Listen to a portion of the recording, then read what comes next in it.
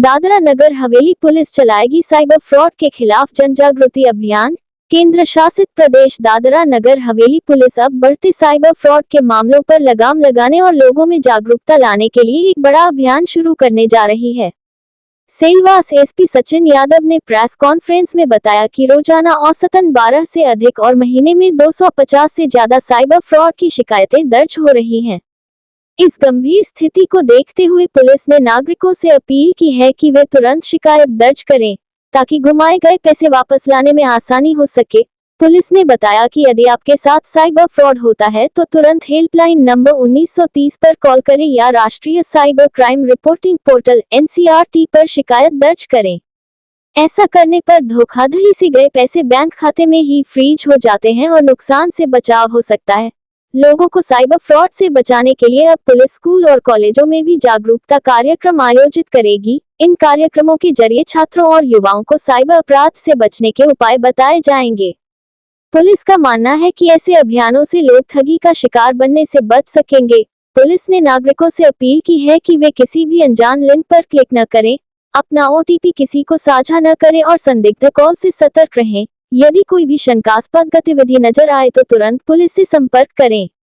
हमारा उद्देश्य लोगों को जागरूक करना और साइबर अपराधियों के खिलाफ तुरंत कार्रवाई सुनिश्चित करना है।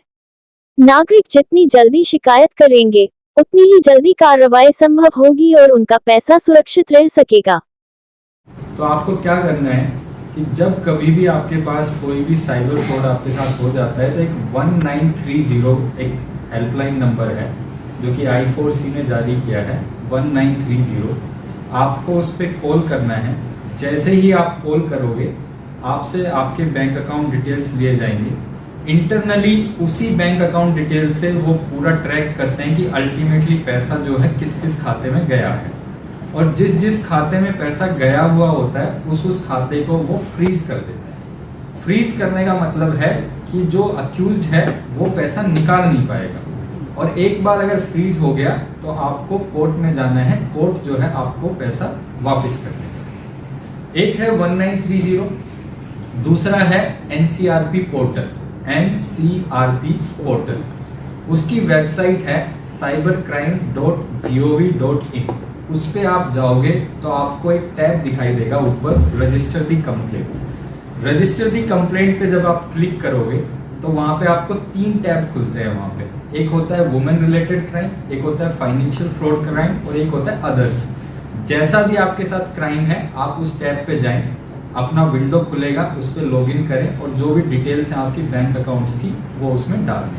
सेम प्रोसेस जो है 1930 वाला उसमें फॉलो होगा। आप जैसे डिटेल डालेंगे उसकी इंफॉर्मेशन हमारे पास आएगी। जिस जिस खाते में पैसा गया है उसको हम फ्रीज करवा दें। ये दोनों मेथड सबसे इफेक्टिव है आज के दिन साइबर क्राइम में।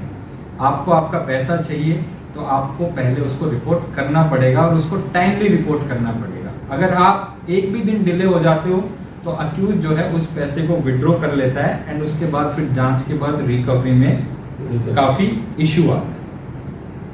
इन सारी इंफॉर्मेशन में जो एक कैच है सबसे बड़ा वो मैं आपको बताता हूँ। जब हम खाता फ्रीज करते हैं तो उस खाते के अंदर बाकी जगह से भी पैसा आया हुआ होता है। तो जब आप कोर्ट के पास जाते हैं, आप रिपोर्ट नहीं करोगे, कोर्ट के पास नहीं जाओगे, तो उसमें first come first basis principle court follow करता है। अगर दूसरा विक्टिम आपसे पहले चला गया तो पैसा उसको मिल जाएगा, आपको नहीं मिलेगा। हमारे साथ कुछ केसेज ऐसे हो चुके हैं जहाँ पे हमने 10-10, 15-15 लाख रुपए फ्रीज करवाए थे, लेकिन विक्टिम के लैक डाइसिकल एटीट्यूड की वजह से वो डिले हुआ और कोर्ट ने वो पैसा किसी दूसरे विक्टिम को दे दिया, क्योंकि एक ही खाता मल्टीपल फ्रॉड्स में वो यूज करते हैं। तो इस चीज़ का ध्यान रखें।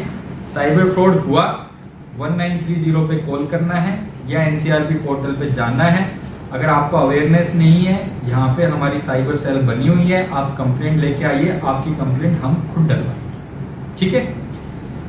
अब बात करते हैं जो दूसरी APK फाइल में जो है, एक APK फाइल जो कि बेसिकली एक मालवेयर होता है, वो आपको भेजते हैं व्हाट्सएप के थ्रू, इंस्टाग्राम के थ्रू या कैसे भी, और बंदा उस पर क्लिक करता है। क्लिक करते ही फ़ोन का एक्सेस जो है किसी थर्ड पार्टी के पास चला जाता है, जो आपका OTP वगैरह सब कुछ रीड कर पाता है। तो उसके बाद फ्रॉड होता है। मैक्सिमम जो फ्रॉड एप्लीकेशन मेरे पास रिसीव हो रही हैं वो एपीके फाइल वाली हैं, जिसमें एपीके आरटीओ चालान, एपीके किसान, एपीके पीएम किसान और दूसरी एचडीएफसी, एक्सिस बैंक वगैरह की एपीकेज आती हैं कि आपका क्रेडिट कार्ड अपडेट करना है या कुछ और अपडेट करना है। तो मेरी आपसे रिक्वेस्ट है कि आप इस पर क्लिक ना करें, तो आप अपने आप को इससे सेव कर पाएंगे। दूसरा है इन्वेस्टमेंट फ्रॉड, कि आपका पैसा डबल हो जाएगा, ट्रिपल हो जाएगा, आप इन दो चीज़ों से बचें। तीसरी, हम क्या कर रहे हैं इसके लिए, जब कंप्लेंट आएगी तो एफआईआर करके जो जांच है वो तो करेंगे, लेकिन चूंकि मैंने बताया कि साइबर क्राइम में जांच में जो रिकवरी का मुद्दा है वो बहुत ही डिफिकल्ट हो जाता है। तो हमने एक इनिशिएटिव यहाँ पे स्टार्ट किया है, हर महीने के लास्ट फ्राइडे को एज पर I4C गाइडलाइंस हम सारे पुलिस स्टेशन अपने अपने जुरिस्डिक्शन में एक साइबर क्राइम अवेयरनेस प्रोग्राम जो है वो कंडक्ट करवाएंगे, और उसमें मेन फोकस जो है हमारा इसी पे रहेगा कि आप उसमें कंप्लेंट कैसे दें, आप अपनी जो शिकायत है वो हम तक पहुंचाएं कैसे। दूसरा, जितने भी यहाँ पे कॉलेजेस हैं, इंस्टीट्यूशंस हैं, उसमें हम साइबर वॉलंटियर प्रिपेयर कर रहे हैं।